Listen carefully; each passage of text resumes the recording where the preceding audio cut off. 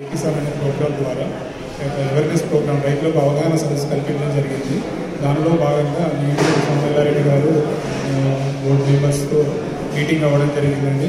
ఇది చాలా సంతోషం. చాలామంది రైతులు పార్టిసిపేషన్ చేసి వాళ్ళ యొక్క అనుభవాలను వాళ్ళు షేర్ చేస్తూ వాళ్ళకు కూడా కొన్ని సందేహాలను నివృత్తి చేయడం జరిగింది. దానిలో భాగంగా సమీకృత వ్యవసాయాన్ని నేను వాళ్ళతో షేర్ చేసుకోవడం జరిగిందండి. ఈ మధ్యలో నేను జాతీయ అవార్డు తీసుకున్న సందర్భంలో నేను అవలంబించిన మెథడ్స్ సమీకృత వ్యవసాయం, అలాగే పెట్టుబడి భారాన్ని తగ్గించి వ్యవసాయం చేసే దాని మీద తోటి రైతులతో నా అనుభవాలను వాళ్ళతో షేర్ చేసుకోవడం జరిగింది. చాలా సంతోషం. ఇట్లాంటి తెలంగాణ డెవలప్మెంట్ ఫోరం దానిలో నాకు ఈ భాగస్వామ్యం కల్పించి రైతులతో నాకు చర్చ పెట్టినందుకు చాలా సంతోషం అండి. ఇలాంటి కార్యక్రమాలు చాలా చేయాలని కోరుకుంటున్నాను సార్. చాలా యాక్టివిటీస్ ఉన్నాయి సార్. నాకు ఇంతవరకు ఈ యాక్టివిటీస్ గురించి తెలియదు. వీళ్ళు చేస్తున్నటువంటి సర్వీసెస్ చాలా అమోఘమైనవి.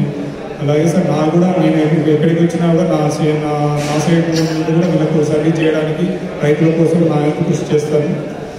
నా యొక్క ముఖ్య ఉద్దేశం ఏంటంటే సార్, ఈ పెట్టుబడి భారం తగ్గించి వ్యవసాయం చేయడం మీద కాన్సన్ట్రేట్ చేయండి. అలాగే జీవన ఎరువుల్ని వాడండి.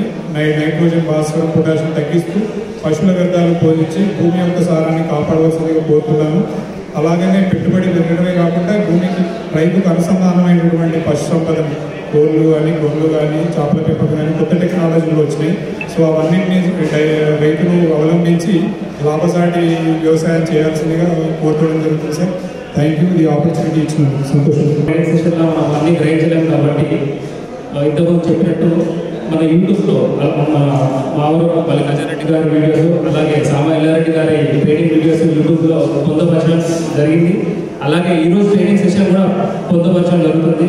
సో మీకు మళ్ళీ ఏమైనా డౌట్స్ ఉన్నా లేకపోతే ఇంకొకసారి ట్రైనింగ్ మరొకసారి అవగాహన కావాలన్నా కూడా మీరు యూట్యూబ్ ద్వారా ఛానల్ సబ్స్క్రైబ్ అయ్యి మీరు చూస్తే మళ్ళీ ఒకసారి మీకు రివైండ్ అయ్యింది.